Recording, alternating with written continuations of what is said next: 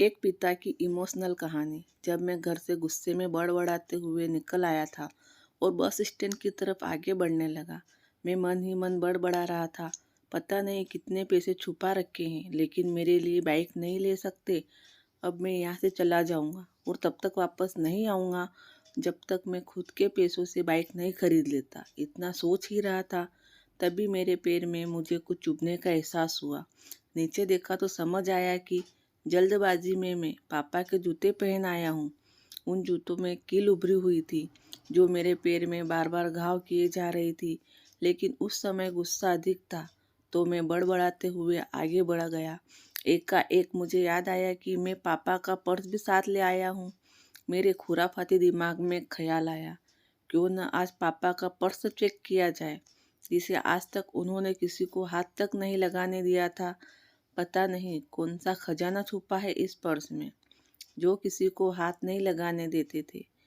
जब मैंने पापा का वह पुराना पर्स खोल कर देखा तो उसमें पैसे तो नहीं मिले, लेकिन पैसों की जगह पर एक डायरी रखी हुई थी। तब मैंने सोचा, ओह, तो यहाँ खजाना छुपा रखा है। मैं समझ रहा था कि यहाँ पापा ने लिखा होगा कि किससे कितने पैसे लेने हैं और किसको कितने पैसे दिए हैं, लेकिन मैं गलत था। जब मैंने उस छोटी सी डायरी का पहला पेज खोलकर देखा तो वहाँ पर जो लिखा था वह थोड़ा सीरियस कर देने वाला था। डायरी में जो लिखा था उसे पढ़ने के बाद मेरे चेहरे पर जो एक्सप्रेशन थे वह गायब हो चुके थे, क्योंकि डायरी में वैसा कुछ नहीं था जैसा मैं सोच रहा था। वहाँ पर उन पैसों का हिसाब लिखा हुआ था, जो अलग अलग कामों के लिए अलग अलग लोगों से उधार लिए गए थे। उस लिस्ट में कंप्यूटर के नाम पर भी पैसे लिए गए थे। कुछ यूं लिखा था, 50,000 बेटे के कंप्यूटर के लिए। यह वही कंप्यूटर था जिससे मैं आज तक यूज़ कर रहा हूँ, लेकिन मुझे यह पता नहीं था उस कंप्यूटर को खरीदने के लिए पैसे कहाँ से आए थे। लेकिन आज पता चल रहा था। मुझे आज भी याद है जब मैंने पहली बार कैमरे के लिए जीत की थी, जो मेरे पापा ने मुझे 2 हफ्ते बाद मेरे बर्थडे पर लाकर दिया था, जिसे देखकर मैं बहुत खुश हुआ था। और मुझे खुश देखकर मुझसे कहीं ज़्यादा अगर कोई खुश हुआ था तो वह थे पापा। अब मेरे चेहरे से गुस्सा एकदम गायब हो चुका था। जब मैंने आगे का पन्ना पलटा तो वहाँ पर कुछ इच्छाएं लिखी हुई थी। पहली जो विश थी उसमें जो लिखा हुआ था, अच्छे जूते पहनना। यह बात मेरी कुछ समझ नहीं आई। तभी मेरा पाँव अचानक सड़क पर भरे हुए पानी पर जा पड़ा और तभी मेरे पाँव में कुछ गीलापन होने का एहसास हुआ। जब मैंने जूता उतार कर देखा तो उसका तला टूटा हुआ था। यह देखकर मुझे डायरी में लिखी बात याद आ गई।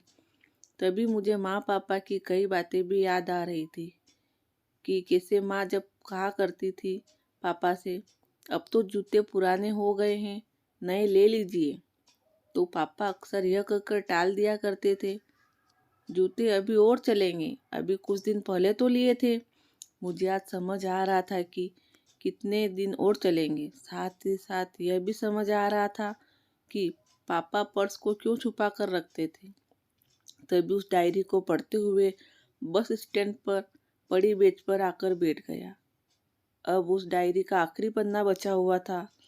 उस पन्ने को जब मैंने पलट कर देखा तो वहाँ कल की डेट लिखी हुई थी।